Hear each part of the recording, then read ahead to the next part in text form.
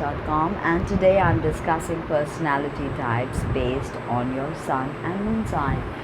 So if you have your moon in Sagittarius and your sun in Gemini, then you are at the right place.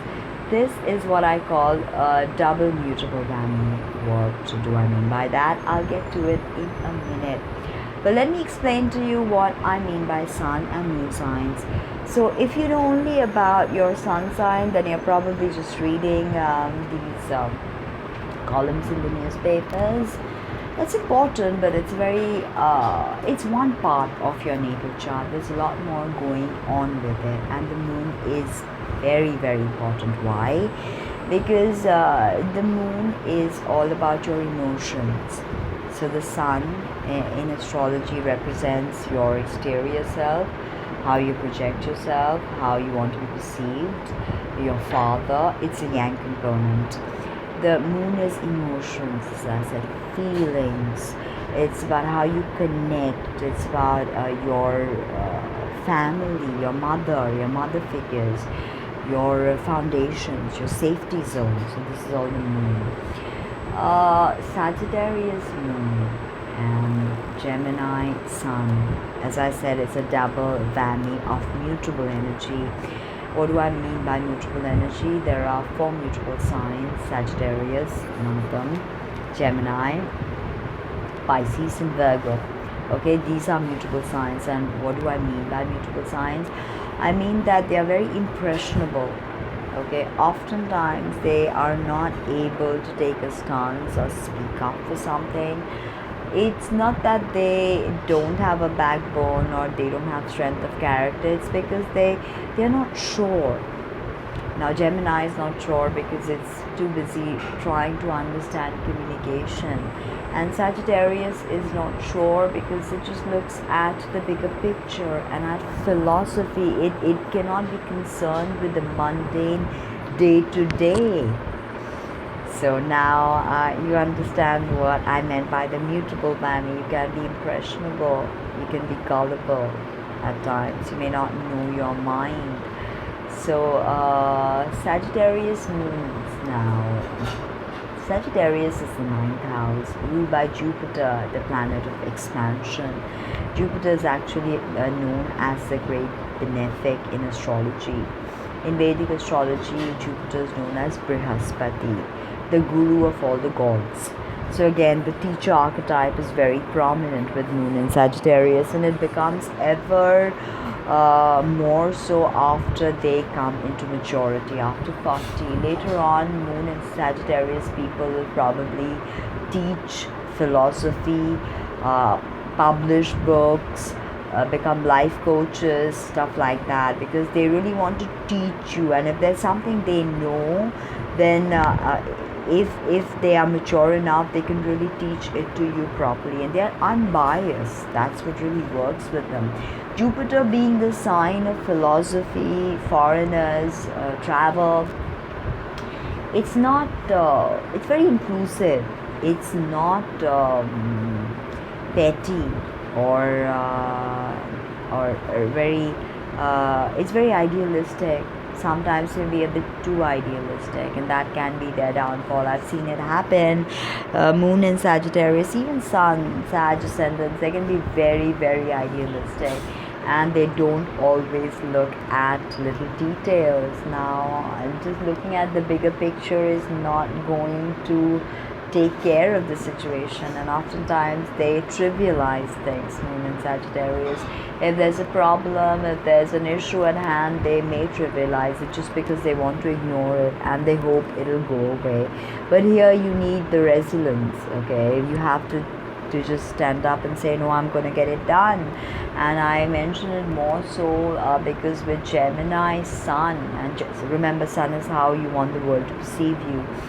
Now Gemini is represented by the twins, so two faces. So Gemini is oftentimes known as being two-faced. And why is that? It's not they're trying to be slippery or dubious, though they may be perceived to be so if they take this energy to extreme. But Gemini just wants to communicate about every single thing out there, and this can lead to a very inconsistent, chattery type of person that people really don't like. And people think you are two-faced, or you say something and do something completely different. If that is the case, then you've got to really balance it out, because Sagittarius is also not known for their not known for their solid foundations. They are ready to hop on to the next adventure. What's next, and they are ready to just hop on to the next adventure. And Gemini also cannot concentrate, because see, when the soul comes to Gemini, which is the third sign, it's the first air sign. There the soul learns the art of communication and the meaning of communication. That is why Gemini just needs to communicate. If there's a sunset, they want to talk about it, they want to write about it, but they're really great at writing. And travel is very emphasized. Gemini deals with small travels here and there, locally or in your country. Now Sagittarius rules travels overseas, so you could very well be writing and publishing. Sagittarius deals with publishing, and Gemini is all about communicating and writing, so you could very well be a writer with this placement. And you could write about adventures, you could write a blog on sports, or you could even cover sports. In fact, be a host for a sports program, because here you've got your Sagittarius moon going, which will give you the ability to have that energy to give out, to put out, if that you need as a host. And with your Gemini filter of your sun, you will be able to communicate this energy, this whatever it is that you're working. So I see writing and communication as a big thing with these placements.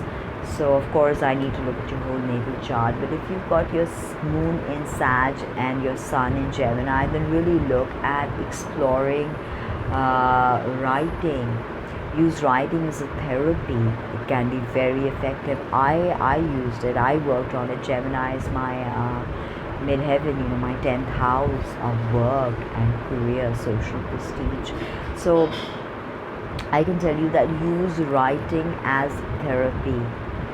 Don't think that who's going to read it or will it be good enough, okay? Because with Gemini you may have, even Sagittarius, they tend to doubt themselves at times because of this mutable energy cast. But remember, Mercury is helping you. Mercury rules Gemini. It's giving you the impetus to communicate, and Jupiter is expanding that. So definitely broadcasting, writing, working for a newspaper, reporting, editing, starting your own alternate channel, or writing your own blog and creating something there.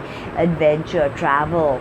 Again, travel has to be two things, so writing and travel. I see heavily with these placements. So try to piece these two in your life.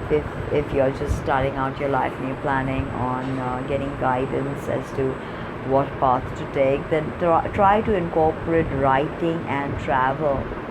With the moon in Sag, you've probably been traveling a lot. The moon is also your mother, so you may have had a very highly educated, polished, refined, sophisticated mother, very adventurous, who probably did not smother you but mothered you, and probably gave you very high ideals. But again, life is about adaptation. So be open. You are very open with Sag moon. You're probably one of the most open zodiac signs out there. So find a way to express that philosophy you have in your heart. Your moon is all about philosophy, and communicate it out into the world and see alchemy happen. I hope you like that video as much as I like making it for you. Leave me a comment, hit the like and subscribe button, and do check out my website www.tinahills.com. Thank you. Bye bye.